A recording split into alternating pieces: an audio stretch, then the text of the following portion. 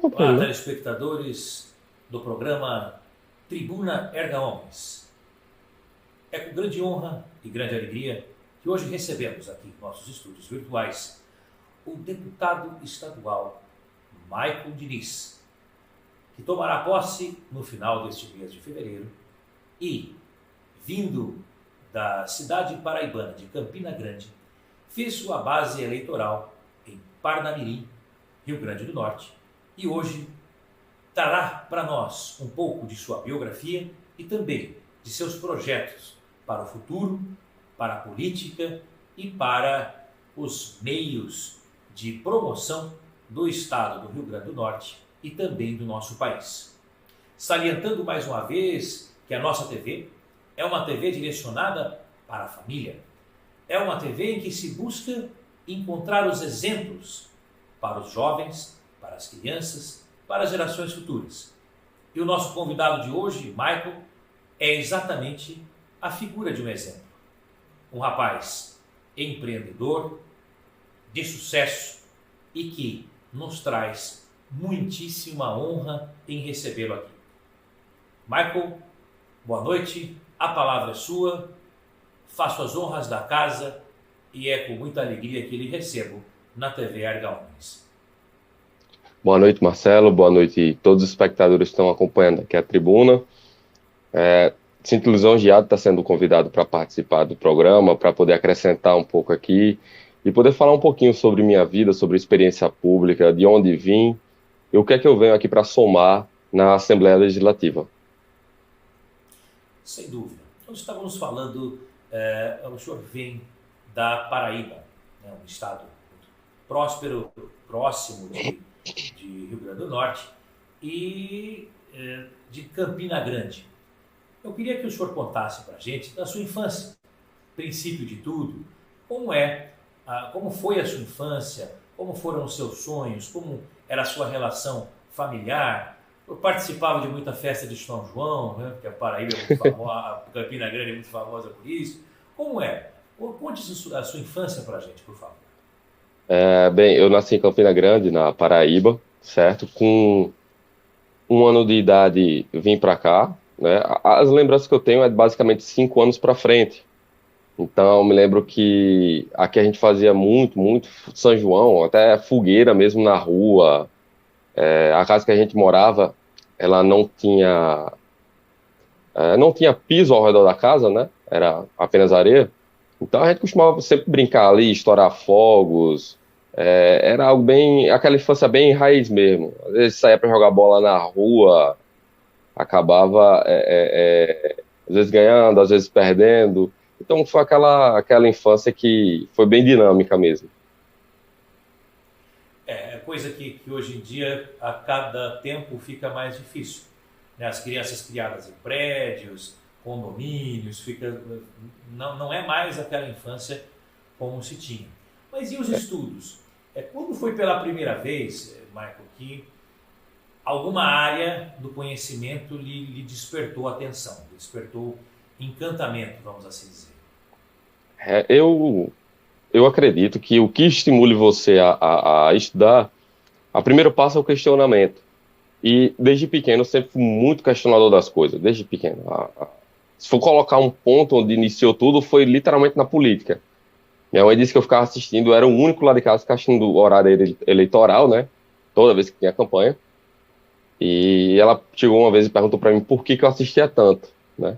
Ela dizia, se eu não saber quem está dando a melhor proposta, em quem eu vou pedir para você votar?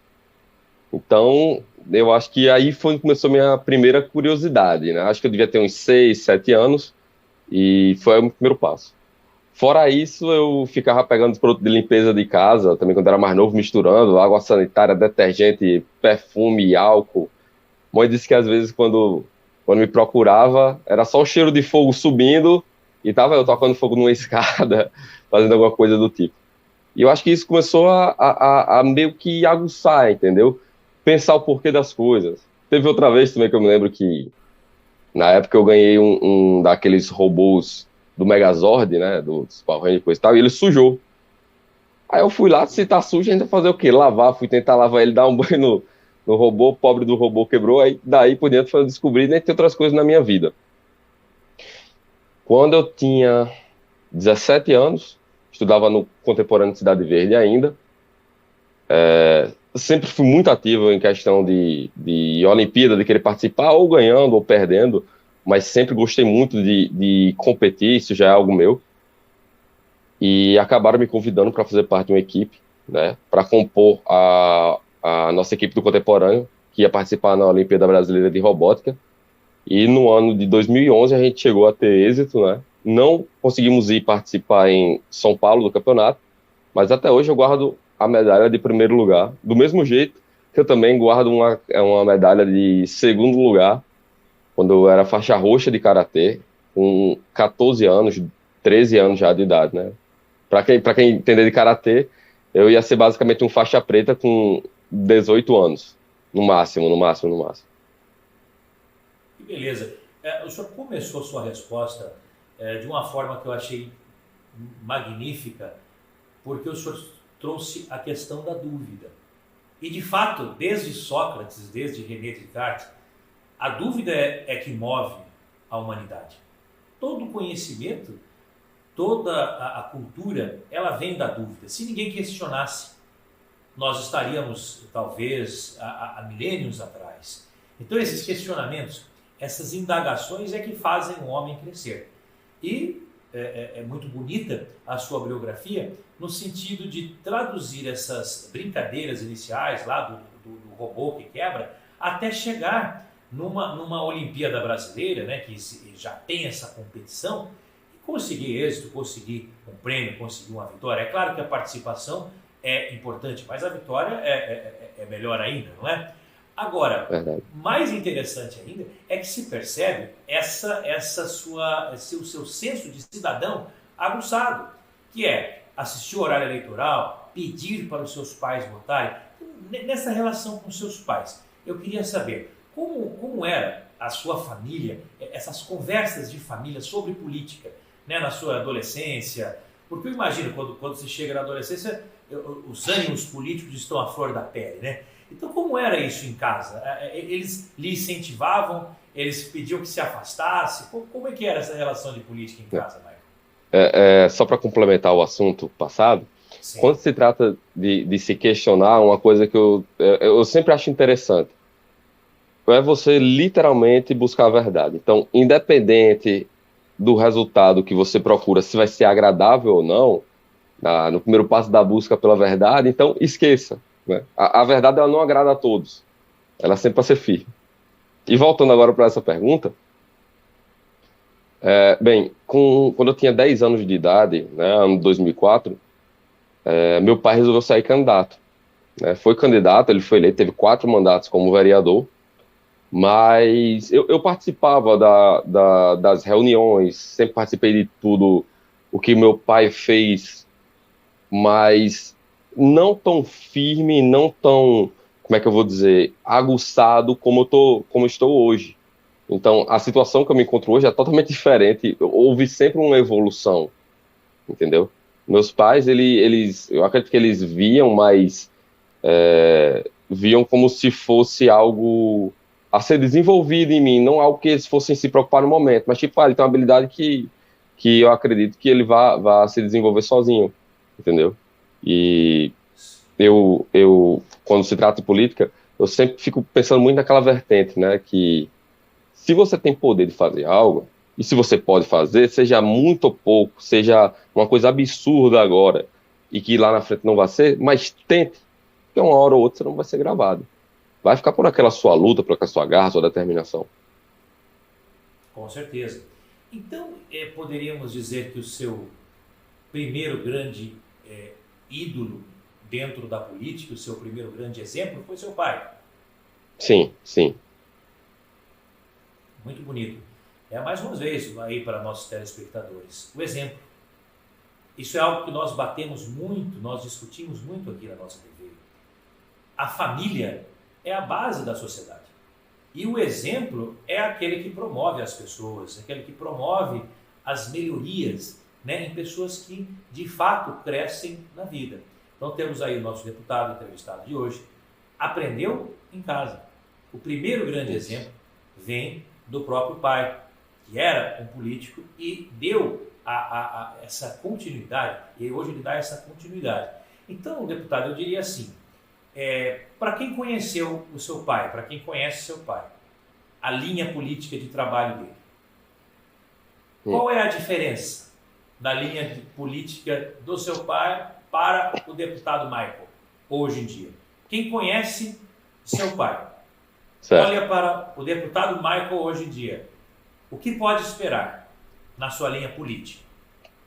Bem, só para frisar alguns pontos. Meu pai, ele teve 4 mandatos, cada um de 4 anos, né? A gente vai ter aí 8, 12, 16 anos no poder. Dentro desses 16 anos, ele fez muita coisa que talvez ele fez com um pensamento de simplesmente poupar ou evitar um gasto, ou como ele diz, redirecionar uma verba, e hoje eu vejo que é algo excelente, que eu penso seguir essa mesma linha.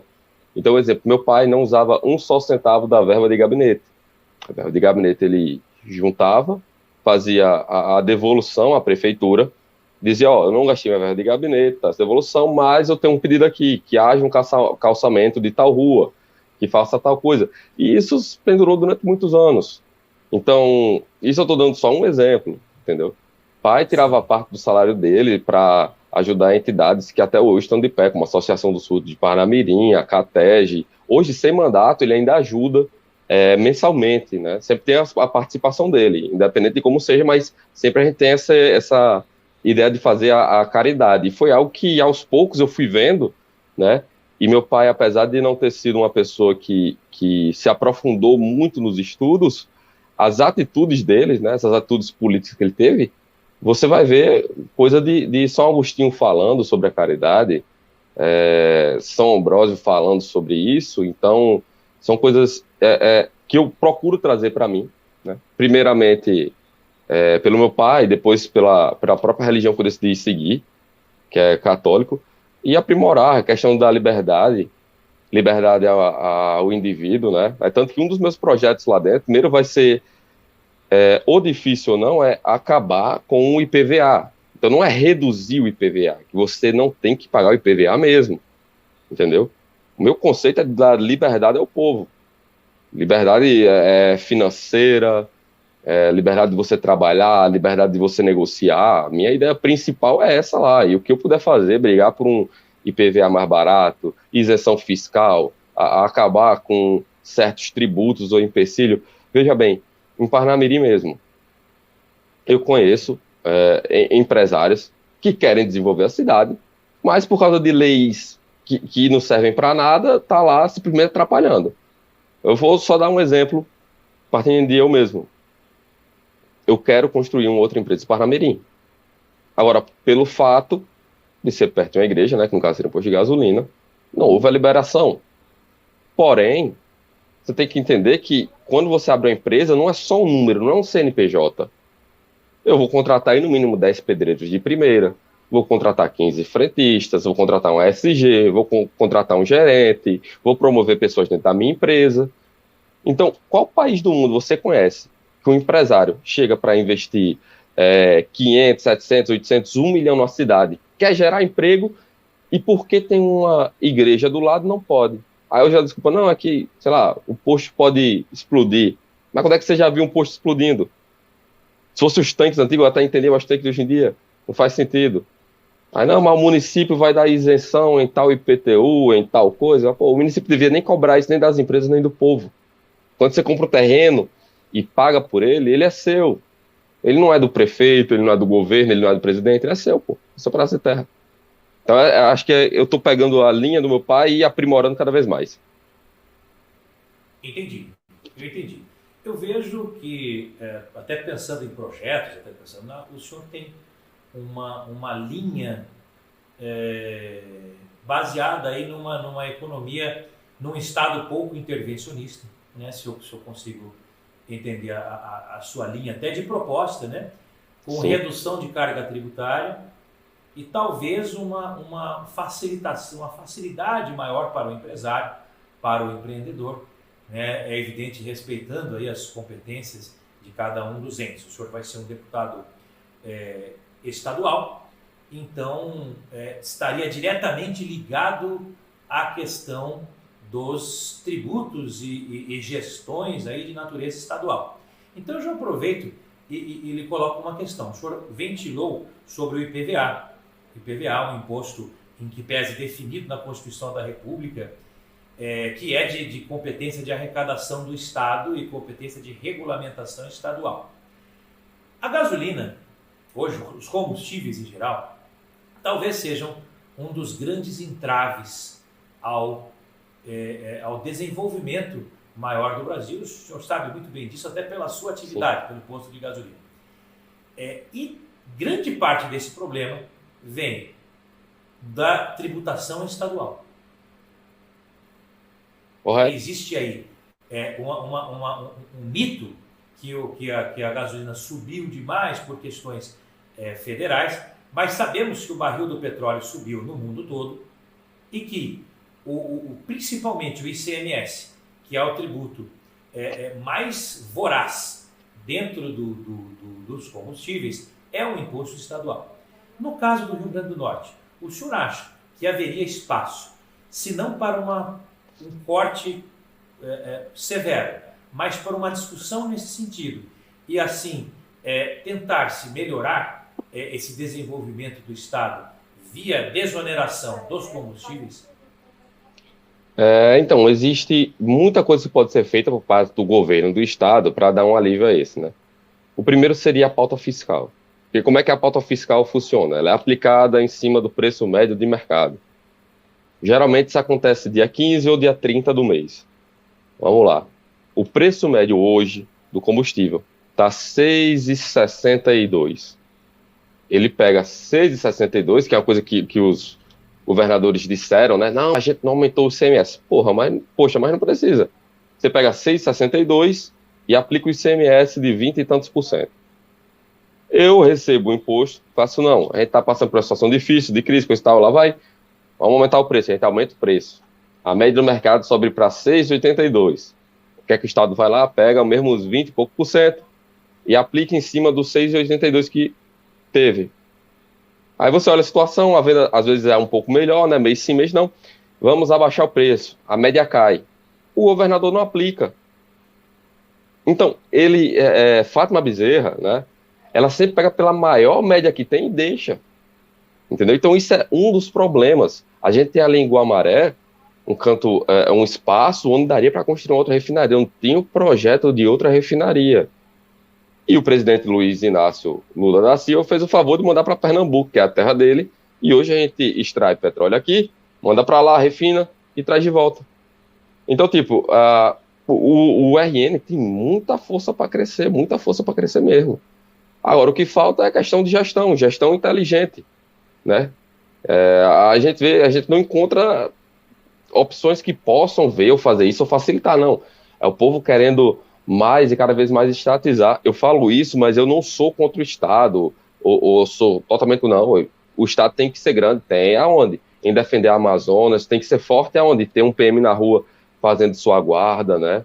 Eu sou a favor que a STTU faça uma parceria com a PM para que eles possam andar armados, servir e proteger da mesma maneira, não só ficar com a roupa amarela dando multa no povo. Então eu sou a favor de tudo isso. Agora, você tem que dar um suporte para o povo. O nosso povo, ele não trabalha para viver, não. Ele trabalha para sobreviver. E nós temos condições melhor de fazer isso, principalmente aqui no Rio Grande do Norte. Agora, basta a Assembleia querer o primeiro passo e em seguida a Prefeitura. É simples. E eu tenho um pensamento comigo, eu nunca cheguei a botar isso na ponta do lápis, mas por cima já deu para fazer, já tem uma ideia. A cada emprego público que você cria, que você desenvolve, você tira aí no mínimo, voltar por baixo. Uns 2, 3 empregos privados. Pô, na minha empresa, né, que é uma empresa de pequeno, médio porte, a gente chega a pagar mais de um carro todo mês para o governo de imposto. Todo mês. Imposto federal. Imposto federal sobre o lucro é o mais alto que tem. Mas imposto estadual também não passa por baixo. Imposto estadual é R$ 3,20 por litro. Você tem aí uma galonagem de 200 mil litros. Você aplica o valor em cima, é um absurdo que o consumidor final acaba pagando, entendeu? Então daria para ver a questão de reajuste nesses impostos ou até acabar para aumentar o salário. Eu não tenho problema nenhum em aumentar R$ 1.000 e aumentar um salário mínimo em cada funcionário meu, se eu fosse isento desses impostos. Eu poderia aumentar, hoje são 25 funcionários, eu ia aumentar 25 mil de folha de pagamento e ainda saía economizando mais dinheiro. Então, tipo, ia melhorar a vida de todo mundo. Agora, as pessoas têm que ter ciência disso. O povo tem que colocar na cabeça. Você é forte possível, você não precisa do governo para ajudar. A gente já é forte. E tem uma outra vertente, né, deputado, que infelizmente esse imposto que nós, empresários, recolhemos, ou mesmo a pessoa física, ele não volta. Ou volta muito pouco. Né? O senhor falou do IPVA, nessa linha do IPVA. Às vezes, tendo um carro particular, mais ou menos o que se paga em IPVA se paga em seguro. Para começar, precisamos pagar um seguro, porque as ruas são inseguras, tem violência, existe uma série de coisas que o Estado não resolve. Então nós temos que pagar. As ruas não estão em perfeito calçamento, né? Então, quer dizer, pagamos aquele imposto, que é sobre propriedade de veículos automotores, seria para conservar as vias, seria para assegurar o bem-estar das pessoas, o seu direito de ir e vir também pelos seus veículos, mas na verdade ele não retorna. Então esse dinheiro vai e acaba financiando, em muitos casos, a corrupção, em muitos casos, como o senhor mesmo disse, essa estrutura inchada da máquina pública, né, que é esses vários servidores aí, muitas vezes, que não têm justificativa, que não têm razão de ser, mas que acabam só preenchendo fileiras políticas e de alguma maneira aí piorando mais ainda a gestão do Estado. Agora, nessa linha ainda da desoneração, na linha de oportunidades, o senhor como jovem empreendedor, o senhor teria alguma ideia ou algum projeto nesse sentido de buscar programas que dessem apoio, em que o Estado apoiasse quem realmente precisa, né? Que é o empreendedor, o jovem buscando o seu primeiro emprego, pessoas que querem montar um negócio, mas não têm condições. O senhor acha que dentro da política estadual seria possível criar algum programa nesse sentido? A gente pode dar algumas ideias, a gente pode tentar estimular um pouco mais o empreendedorismo, mas não é algo que dê para funcionar com eficiência, para deixar claro. O empreendedorismo, o empresário, você não escolhe ser, você já nasce. Então, não é algo que se possa estimular na sociedade. Eu, vez por outra, digo isso. Eu fico preocupado quando o governo diz: vamos trabalhar para gerar tantos empregos. Isso me preocupa, mas isso me preocupa muito, muito. Porque a partir do momento que você cria um programa, que você cria uma ideia, que você vai precisar de uma sala, de pessoas, de banco, tudo isso tem custo. Ele está fazendo isso aí, custando com o seu dinheiro, né? Para o jovem empreendedor, eu não acredito que tenha muito o Estado fazer, a não ser se afastar, né? Porque eu vou falar, por exemplo, eu vou usar meu pai, mas você tem aí Silvio Santos, se for partir aqui, você tem aqui o pessoal do Comercial Pereira, que é a maior distribuidora de alumínio do mundo, desculpa, do Brasil, que é aqui em Parnamirim, aqui do lado. Você tem aqui o pessoal da Pancieri com essa história, você tem Dias, você tem N pessoas que vieram de baixo e cresceram. Então, um exemplo, vou falar do meu pai, porque é o que eu tenho mais proximidade, né? Mais dos outros. Claro. O que é que essas pessoas tiveram de estímulo? Meu pai simplesmente estava dormindo junto com 19 irmãos numa casa, todos do mesmo pai e da mesma mãe, e ele disse que o que estimulou ele a trabalhar foi escutar um dia meu avô e minha avó dizendo, conversando com outro, né? Ela pegou e disse: Venâncio, a gente tá ficando velho, quem que vai cuidar da gente quando a gente não conseguir mais fazer as coisas? Então, o que estimulou meu pai a ir trabalhar, a crescer na vida, e querer dinheiro, e, como ele disse, dormir 2, 3 horas por dia, comer pão com água, mesmo você tendo dinheiro guardado para você comprar mercadoria, revender e fazer mais dinheiro, foi exatamente isso. Então, se você é jovem, se você pensa em crescer na vida, se você pensa em ter dinheiro, se você quer dar uma vida melhor para os seus pais, para sua mãe, para sua família de modo geral, acredite, o Estado ele está aqui para lhe atrapalhar. Se não for sua garra, se não for sua economia, sua determinação, sua vontade, não espere do Estado. Infelizmente, a gente só vê ele crescendo, né? Como pessoa e como deputado, o que eu posso mais dizer é trabalhe e economize. E não tenha pena de trabalhar. Trabalhe firme, que um dia você vai achar a veia, e depois que acertar, daí para frente é mais tranquilo o seu trabalho, sua vida. É bastante interessante ver a posição do senhor, porque passou-se por muito tempo, e ainda existe, né, essa dúvida, não só no Brasil, mas no mundo, de um assistencialismo exagerado. O senhor sabe disso. Movimentos aí dão uma assistência tão grande que acabam não deixando que a pessoa aprenda a pescar. É aquela história de dar o peixe pronto e não ensinar o indivíduo a pescar. O senhor traz uma posição liberalista típica, né? Como Adam Smith, laissez-faire, laissez-passer, o Estado não pode atrapalhar, deixa ele de lado, e a iniciativa privada caminha por si só, sem o Estado atrapalhar. E nós passamos aí diversos anos, até o próprio governo do Estado do Rio Grande do Norte tem essa linha mais assistencial.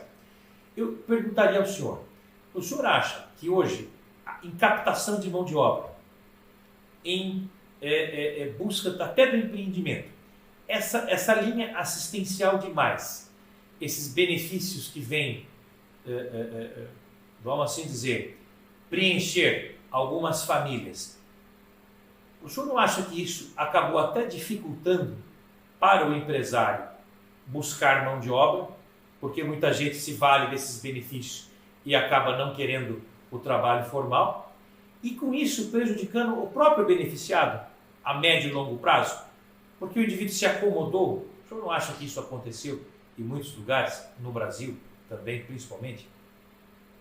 Acredito, Marcelo, acredito, mas a nível federal a gente começou a tomar um outro rumo. Então, infelizmente, aconteceu isso que você disse, exatamente desse jeito. A pessoa está lá recebendo o Bolsa Família, começa a trabalhar e faz, olha, eu não quero que você assine minha carteira, senão eu vou perder meu Bolsa Família. Então, vamos pagando aqui, vai aquele negócio na manhã.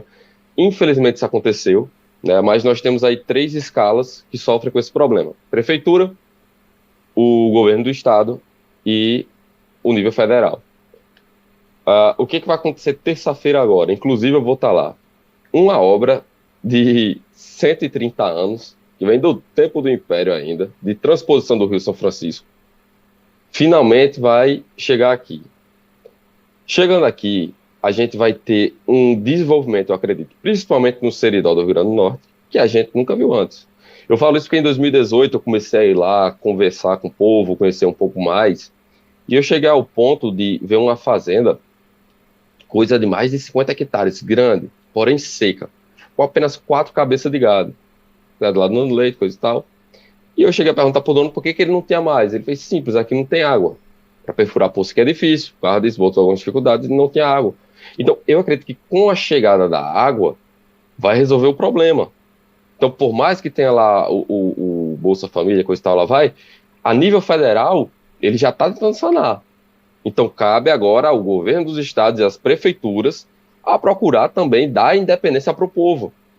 É aquela história, o político não é para chegar e dizer, você está precisando de um remédio, pegue, você está precisando de dinheiro, pegue, você está precisando de um emprego, pegue. Não precisa não, o povo não precisa disso, entende? Então, a nível federal, o trabalho está sendo muito bem feito, né?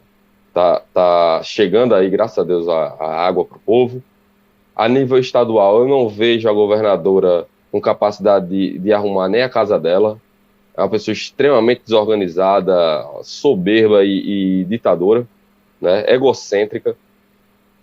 E a nível municipal, aí cada gestor tem que olhar para o seu município e saber como é que pode desenvolver. Eu acredito que para prefeito seria muito bom se o povo votasse em pessoas que sabem de fato gerir uma empresa, pessoas que mostram resultados, seria bem mais interessante, já que não é um trabalho tão afinco de prefeito como o de governador e do presidente.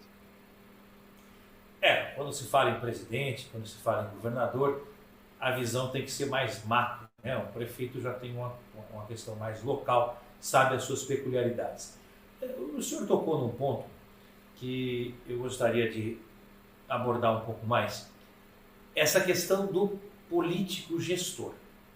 Não estamos aqui falando em pessoas, mas estamos falando em figuras públicas, né? Vamos assim dizer. Nos últimos tempos, até por tantos escândalos, houve um certo desgaste da figura do político profissional. Houve um certo desgaste daquela figura do indivíduo que vive de política. Então, criou-se, né, essa ideia de que trabalharia melhor, seria um gestor melhor, aqueles que têm outras profissões e acabaram se dedicando para a política por uma questão mais patriótica, vamos assim dizer, do que propriamente profissional. Então, por exemplo, no seu caso, um empresário tem a sua vida estável, não precisa de política. Ou seja, foi para a política, entrou no mundo político para levar a sua contribuição. Não depende dela para sobreviver. E assim temos diversos outros casos em nível estadual, em nível federal. O senhor acha que indivíduos, até internacionalmente, né, tivemos aí grandes nomes de outros países que entraram no poder com esta retórica da gestão apartada da política. O senhor acha que o fato do indivíduo ter uma carreira, pública ou privada, mas que é uma carreira separada, que permitia, até como o caso do seu pai, não receber os honorários da política, que permite se dedicar de uma maneira não de dependência da coisa pública, mas sim como uma doação de si próprio, o senhor acha que isso influencia na qualidade do trabalho do gestor público?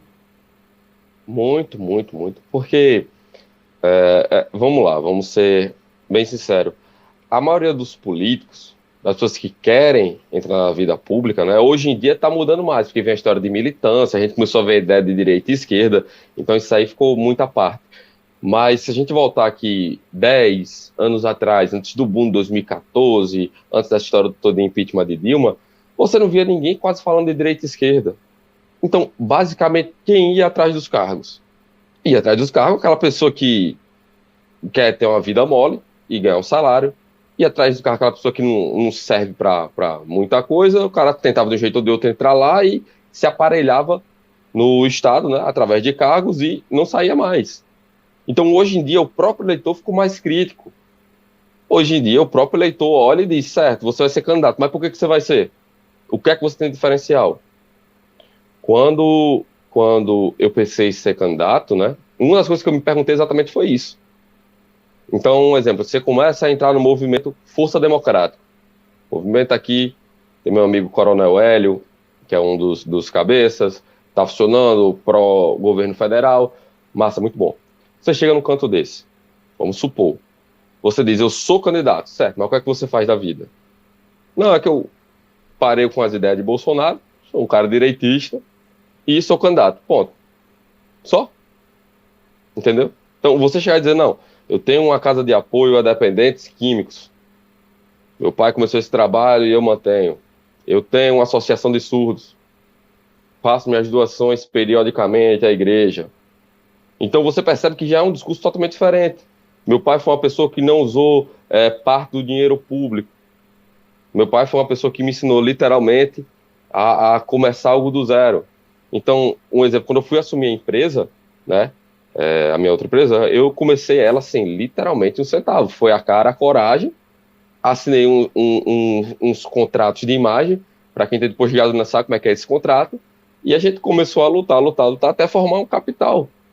Entendeu? Então, é toda uma arquitetura quando você trata de um empresário. Eu acredito que era para ser exigido algo para você ser político, um, seja um título acadêmico, ou seja alguma coisa que pudesse representar que você realmente tem conhecimento para o cargo para você chegar lá e não fazer besteira. Entende? O senhor Então, me deveria fez, existir, sim, é, deveria existir esse filtro. sim, o senhor me fez lembrar do saudoso Enéas Carneiro, né? Em uma fala, porque às vezes as pessoas riam, né? Mas é um homem profundamente inteligente que usava de um modo caricato, talvez para chamar atenção. Mas ele disse uma coisa que me marcou muito. Ele disse: para pilotar um avião, o indivíduo precisa de todo um estudo e uma certificação. Para fazer uma cirurgia, ele precisa estudar medicina. Para conduzir um processo, ele precisa estudar direito. Para construir um prédio, ele precisa estudar engenharia. E para ser presidente da República do Brasil, ele não precisa nada. É Então, exatamente isso. é uma coisa, é um pleito que, claro, poderíamos discutir horas sobre isso, sobre a democracia, sobre o acesso das pessoas, tal, mas isso é muito sério. É muito sério. Porque, de fato, nós vemos que há um divórcio muito grande do que acontece por aqui de outros países. Por exemplo, na Europa, um país como a Noruega, né, os políticos andam pelo sistema público de transporte, se servem do sistema público de saúde. Então, por quê? Porque aquilo que ele está gerando para a população, ele tem que experimentar. E os nossos gestores não sabem como é o SUS, não sabem como é o sistema público, né? Passamos agora há pouco, toda essa pandemia, estamos passando ainda, né? Vamos tocar nesse assunto. E eu acho muito curioso que existem tantos decretos de isolamento social, em que não pode isso, não pode aquilo, mas os ônibus, o tempo todo, ficaram permitidos. Então, quer dizer, ali ninguém pega Covid. Agora, para as empresas, sabe? Para as empresas trabalharem, aí teve que fechar. Então, são coisas assim que são uma certa incoerência, né, no discurso da tal da sou pela ciência. Né? Porque quem é pela ciência é pela dúvida, é pela discussão. Não existe ciência nenhuma que é absoluta dessa forma. E ao contrário, né? Então eu queria tocar nesse assunto com o senhor. O que o senhor acha da gestão agora que o senhor vai assumir no meio de uma celeuma terrível que está no Rio Grande do Norte e também no Brasil, desse detalhe, e judiciário envolvido, e prefeitura uma coisa, prefeitura de Natal, e o Estado querendo passaporte de vacina. Como o senhor encara tudo isso? Bem, vai ser um pouco complicado nesse meu tempo aí na Assembleia, mas, como eu disse, Fátima não tem capacidade nenhuma de governar, certo? E eu acredito que Álvaro deveria se impor mais. Eu vejo, tá entrando em decadência, rapaz. A gente vê hoje em dia acontecendo, a gente não tem moral dentro da nossa própria empresa. Não sei se é do seu conhecimento, nem do telespectador, mas se a fiscalização chegar na minha empresa e não tiver um funcionário vacinado, eu tenho duas escolhas para fazer. Olha só qual é. Primeiro, receber uma multa de R$ 50.000. Ou segundo, demitir o funcionário. Então, é como você disse, a questão não é pela ciência, a questão é pelo lado político que você tá, não tem para onde correr. A história é exatamente essa. Olha, eu fui diagnosticado com coronavírus em abril do ano passado, né? Por conta. Fui diagnosticado. O que é que eu fiz? Eu fui para casa, estava tendo um pouquinho de febre. Eu estou falando do meu caso. Não estou dizendo, não é indicação, estou dizendo o que aconteceu comigo. Peguei dipirona, tomei 1 grama de 6 em 6 horas. Comecei a ficar melhor, não fiz o reteste, não senti mais nada, fui para minha casa normalmente, continuei lá, fui para o trabalho e etc, etc. Quando foi recentemente, com a história da Omicron, eu não fiz o teste. Porém, eu tenho uma irmã que chama Baiara, que ela é dentista, ela fez e testou positivo para ela, né? Eu acredito que o meu tenha tido também. Senti febre, minha garganta tampou, dificuldade de respirar. Michael, você tomou azitromicina, cloroquina? Não, não tomei nada disso. Nem tomei a vacina. O que é que eu tomei? A boa e velha dipirona. O que é que minha irmã minha tomou? Um Apracu. Então, tipo, é uma doença que é uma roleta russa. Existe gente que pega e morre, e existe gente que só tem uma gripezinha. Na dúvida, o Estado não pode dizer o que você faz. O povo tem que colocar na cabeça que quem paga é quem manda. Não tem outra conversa. Fátima não fez vocês existirem. Vocês é que faz Fátima existir. Você é que faz Álvaro Dias existir. Você é que faz Rosana Taveira existir. Você é que faz Michael Diniz existir na política. Então, a gente não precisa dos políticos de modo geral. A política existe porque vocês querem. Então, ela devia ter isso em mente e, independente do posicionamento político dela, saber que a economia tem que girar, que gente tem que se alimentar, a gente tem que viver, ela não pode chegar e dominar. Então, hoje em dia, ela está dizendo, olha, por exemplo, na sua empresa não pode entrar ninguém que não esteja vacinado, né? Porque senão eu vou lhe dar uma multa. Rapaz, é a mesma coisa se você está com aquela carteirinha no tempo nazista, dando certificado que você é judeu ou não. Eu tenho satisfação a dar a ela? Ninguém tem satisfação para dar a ela, ninguém. A gente paga nosso imposto, quer que ela faça a segurança, o calçamento, a saúde, coisa que ela não está fazendo. Então, para mim, se eu pago por um negócio que não tem retorno, eu não pago. Eu prefiro não pagar. Sim, e o senhor pretende, nesse ponto, exercer essa oposição dentro da Assembleia? O senhor pretende, até porque tem casos aí que tem estados que estão se insurgindo contra isso. O senhor pretende ser uma dessas vozes correntes na busca aí pelo que eu entendo, o senhor quer uma liberdade de cada um dos cidadãos. O senhor entende que essa liberdade de escolha, né, estaria acima do que quem defende esse tipo de posicionamento sanitário entende como supremacia do interesse público. Então, o senhor teria já ideias de fazer essa gestão, de protocolar algum projeto de lei ou fazer algum movimento de oposição nesse sentido, algo concreto? É um projeto seu, ou o senhor pretende, nessa temática, lidar apenas mais como oposição genérica? Não, a ideia minha é bater de frente, literalmente, com isso. Eu sou católico, já sempre deixo isso muito claro. O maior símbolo de amor que eu tenho dentro da minha igreja é Cristo. Quase todo dia eu peco contra ele. Eu chego a ferir ele, seja com mentira, seja com desejo, seja o que for, eu peco contra ele. E me arrependo disso. Por mais que eu volto a pecar, mas eu me arrependo. E nem por isso ele me tira a liberdade. Então, quem que é um Estado para dizer o que eu devo ou não fazer, ou onde eu devo ou não ir? Entendeu? Esse é um pensamento que eu tenho e vou carregar comigo o resto da minha vida. Se o Criador do Universo está me dando a liberdade, quem é Fátima Bezerra para dizer onde eu devo ou não entrar? Quem é ela? Ela tem alguma empresa? Ela tem algum funcionário que possa falar sobre ela? Não, não. O que ela tem é um bocado de gente amarrada ao cargo de 2, 3, 4, 5, 10 mil, que depende disso para sobreviver. Literalmente, ela vai arrastar isso aí até o mandato dela, e eu espero que ela não ganhe até o próximo mandato, e é isso que ela tem. Pronto, pegou uma máquina pronta, precisa de mais dinheiro, ela chega e aumenta o imposto, chega e aplica o imposto sobre um volume diferente. Assim é muito fácil. Assim você pega qualquer pessoa que sobe no meio da rua e coloca para administrar que dá certo. Qualquer um. Qualquer João, qualquer CV passando, faz, ei, vem cá, pronto, entra aí no carro, pronto, acabou. Eu quero ver você tentar fazer uma gestão com recurso limitado, com problema de mão de obra. Eu quero ver se ele dá com a gestão com falta de dinheiro, furo de caixa. Eu quero ver se está com a gestão assim. Você se preocupando com, tem um boleto de 100 mil para pagar amanhã, e aí, cadê o dinheiro? Tem quanto caixa? Vai cair quanto no banco? Tem quanto no cofre?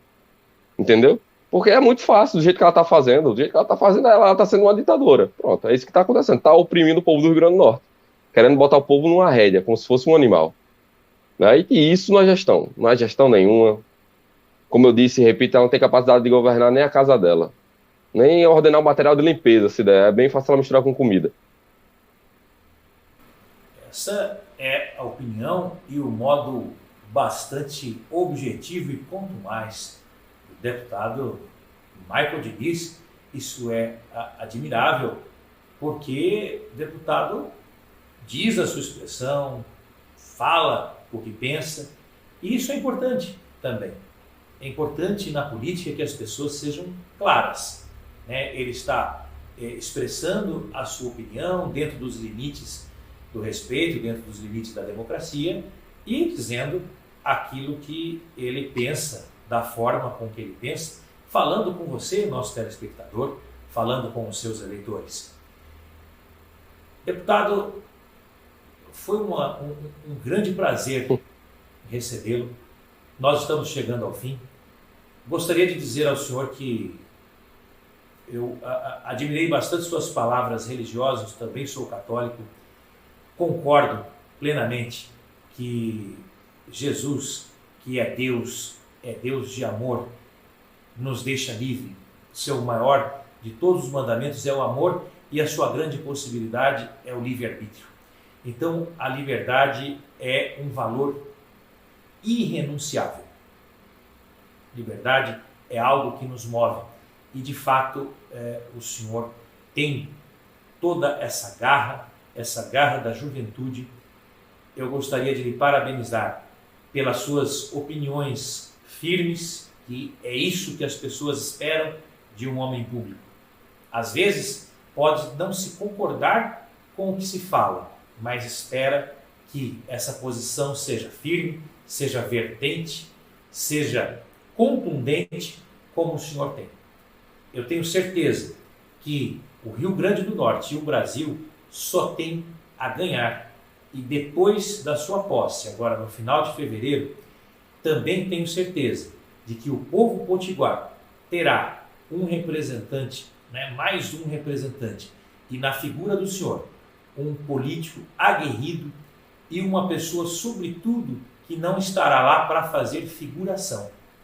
O senhor estará lá para levar as suas ideias, estará lá para levar o seu exemplo e levar a pessoa que o senhor é, que com certeza vai muito acrescentar para essa Casa de Leis. Foi uma honra recebê-lo aqui. Eu deixo agora nossos microfones para o senhor fazer as suas considerações finais e o senhor falar de futuro, o que o senhor pretende para os próximos anos, o que se o senhor pretende agora renovar, se o senhor vai se candidatar ou não, se o senhor vai primeiro pensar no seu mandato atual, e estamos abertos. Muito obrigado e as suas considerações finais.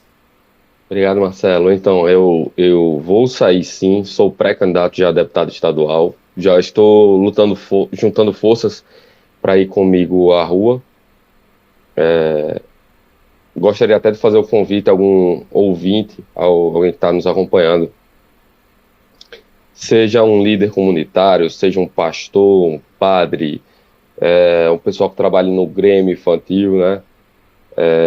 No Grêmio de faculdade, vocês que têm esse pensamento de direita, nós precisamos amadurecer cada vez mais a direita no Estado, como o próprio Olavo de Carvalho disse, entendeu? A campanha vai vir, mas os cargos públicos são apenas cereja do bolo. A gente tem que entrar na parte cultural da coisa. Eu venho já com um pensamento bom de trabalhar isso, promover eventos que estimulem o pensamento de direita na sociedade. Então, você que tem esse pensamento, você que busca fazer isso, o crescimento militante ou ativista, se preferir chamar, da direita, entre em contato comigo, né? Meu Instagram é @MichaelDiniz94, certo? E que eu estou aqui literalmente para somar. Eu vejo muitas pessoas chegaram nos cargos públicos de direita, chegaram, mas o que é que fizeram lá? Entendeu? Então, eu vejo que o pessoal está muito parado no que diz respeito a chamar o povo literalmente a fazer uma peça de teatro, a mostrar de novo os valores, está muito parado no quesito de estimular as músicas, entrar nos colégios, entrar nas igrejas, mostrar face a face aquilo que é certo e que é errado. E você que pensa fazer isso, sabe que você tem um amigo aqui para compartilhar dessa luta, tá bom?